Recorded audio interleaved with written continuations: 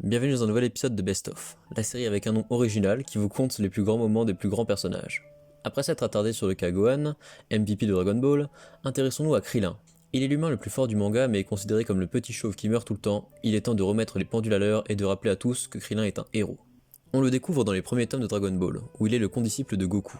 Fourbe, peureux et lubrique, il développe son caractère de héros au contact du Saiyan. Il survit à l'entraînement de Muten Roshi, ce qui n'est pas donné à n'importe qui. Cela lui permet, du haut de ses 13 ans, de s'inscrire au 21e Tenkaichi Budokai. Il s'illustre surtout par sa victoire contre Bactéry et sa demi-finale contre Jackie Chun, qu'il a mis en sueur. Pour rappel, Jackie Chun s'avère être Muten Roshi cosplayé. Il a quelques secondes fait jeu égal avec lui et l'a même envoyé hors de la surface de combat, en démontrant déjà des prédispositions pour la stratégie. Toutefois, le vieil homme utilisera le Kamehameha, prenant Krillin au dépourvu, qui voit pour la première fois une décharge de ki. Le tournoi prend fin, Krillin retourne s'entraîner sur l'île de son maître, cependant, Goku reviendra le chercher afin d'aller chercher une Dragon Ball sous la mer. Ensemble, ils déjoueront les pièges d'un ancien repère pirate et Krillin se fera battre par les talents d'hypnotiseur de Blue, alors qu'il avait le dessus. Ensuite, il se pointe après la bataille au quartier général du Ruban Rouge et souhaitant aider son ami à trouver la dernière boule, il se fera ridiculiser par le premier combattant de Mamie Voyante. Mais il faut avouer que sur cet arc, il n'aura vraiment pas été respecté. Cependant, un nouveau Tenkaichi Budokai se profile, et Krillin s'est bien entraîné. Comme d'hab, il se qualifie pour l'écart, et s'embrouille avec Chaozu, juste avant. Ce sera lui qui l'affrontera au premier tour. Étant de nouveau dominé par des pouvoirs télékinésiques, Krillin se sert une nouvelle fois de sa tête, pour embrouiller son adversaire et ainsi triompher. Il rencontrera Goku au second tour, et les deux adversaires ne se feront pas de cadeau. Sachant qu'il est plus faible, Krillin attrape la queue de Goku, mais celle-ci n'est plus un point faible. Un combat d'arts martiaux classique s'engage, et Krillin ne démérite pas, malgré sa défaite. Le tournoi fini, Krillin part chercher les affaires de Goku et se fera assassiner. Première réelle mort de Dragon Ball, changeant ainsi le ton de l'œuvre et choquant les lecteurs. On parle d'une des morts les plus importantes pour l'histoire du manga. Krillin ne participera donc pas à cet arc pour raison de mort. Il sera tout de même ressuscité après la bataille et s'entraînera encore plus dur pour briller de nouveau au championnat. Seulement, en quart, il affronte Piccolo. Celui-ci a été obligé d'y aller à fond, et dira même que la Terre sera plus dure à conquérir que prévu, et cela rien qu'en affrontant Krillin. Une nouvelle fois, il a chèrement vendu sa peau dans un tournoi. 5 années passent et on arrive à la partie Dragon Ball Z. Goku présente son fils à ses amis et Tonton Raditz vient le kidnapper. Krillin sait qu'on ne peut ressusciter qu'une seule fois, mais il est prêt à faire le sacrifice de sa vie pour son ami, même si la place sera prise par Piccolo. Cela reste un grand moment pour notre chauve préféré. Par la suite, il s'entraîne un an durant pour faire face aux Saiyans. Après que Yamcha se soit fait tuer par un Sabaiman, Krillin s'énerve et en tue 3 en quelques secondes.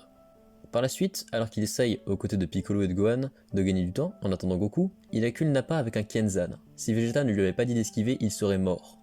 Goku arrive et prend le relais. Pourtant, Krillin et Gohan retourneront l'aider. Krillin, sachant son ami condamné sans leur aide, prendra le lead, et dirigera Gohan et Yajirobe pour réussir à trancher la queue de Vegeta, afin de au moins pouvoir essayer de rivaliser. Pendant que le Saiyan passe ses nerfs sur Gohan, Goku offre son Genkidama à Krillin, en qui il a entièrement confiance, et celui-ci réussira à le lancer. Toutefois, Vegeta l'esquivera et Gohan le touchera, ce qui signe le début de la contre-attaque. Quelques minutes plus tard, Vegeta rampe mourant vers son vaisseau. Krillin peut l'achever mais écoute Goku. Malgré ce que ça lui coûte, il laisse son ennemi en vie, ce qui lui sera très profitable par la suite. Krillin, cette fois-ci, fait partie des seuls survivants. Chose ironique lorsque l'on connaît sa réputation. Il fera partie de l'équipe qui part sur Namek et entraînera Gohan sur le chemin. À peine arrivés, Gohan et lui iront sauver Dende, mais se feront poursuivre par Doria. Ils ne devront leur salut qu'au génie de Krillin, qui lui a permis d'effectuer un Taioken. Ça et l'arrivée de Vegeta. Mais bon, un bon point pour Krillin. Il ira voir le doyen avec Dende pour récupérer une Dragon Ball, qu'il échangera à Vegeta contre sa vie et celle de Bulma, conscient de son rôle dans leur groupe et de sa force. Il affrontera le commando Ginyu, et malgré une défaite contre Guldo et Rikum, il survivra malgré son cou brisé. Une nouvelle fois, Goku est arrivé. Il part chercher les Dragon Ball, et lorsque Ginyu revient avec le corps de Goku, Krillin, avec l'aide de Gohan, permet d'acculer Ginyu. Par la suite, il a utilisé les Dragon Ball au nez et à la barbe de Vegeta. Contre Freezer, il a fait face et a été celui en première ligne pour la deuxième forme du tyran. Il permet à Vegeta de jouir d'un Zenkai. Puis, la scène que tout le monde connaît. Il meurt tué par Freezer et le Super Saiyan légendaire fait surface, ce qui permet de vaincre le tyran, et de créer le code de la transformation au sein du shonen. 4 ans plus tard, les cyborgs débarquent et Krillin participe à la bataille. Il sera le seul debout à la fin de la branlée de C17 et C18, et aura même droit à un bisou de la dame avant d'aller sauver la vie de ses compagnons. Et surtout, il a bossé avec Bulma sur une télécommande capable d'arrêter les cyborgs. Lorsqu'il doit l'utiliser, il préfère laisser le libre arbitre à C18 et l'aider à fuir. Ainsi, il écrase la télécommande à terre.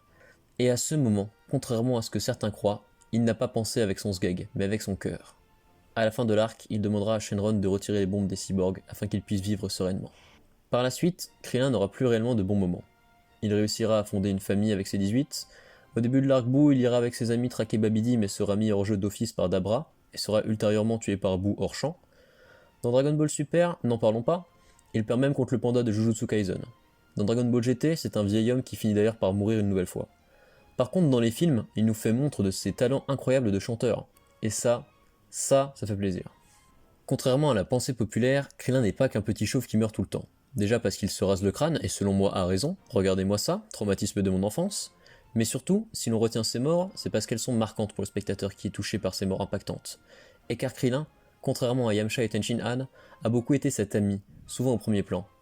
Les morts de Krillin ont d'ailleurs totalement changé son média, que ce soit sa première ou sa deuxième, marquant une génération de jeunes artistes devenus aujourd'hui mangaka à leur tour et continuant de nous faire rêver. Sans Krillin, pas de transformation, et peut-être plus d'humour et moins de sérieux. Krillin est un personnage extrêmement humain, impuissant mais courageux, qui aura toujours été là quand il le fallait pour ses amis, et le monde. Alors mettez un peu de respect sur son nom s'il vous plaît. Une nouvelle fois, j'ai grave kiffé faire cette vidéo. J'espère qu'elle vous aura plu et vous aura fait changer de regard sur le personnage de Krillin.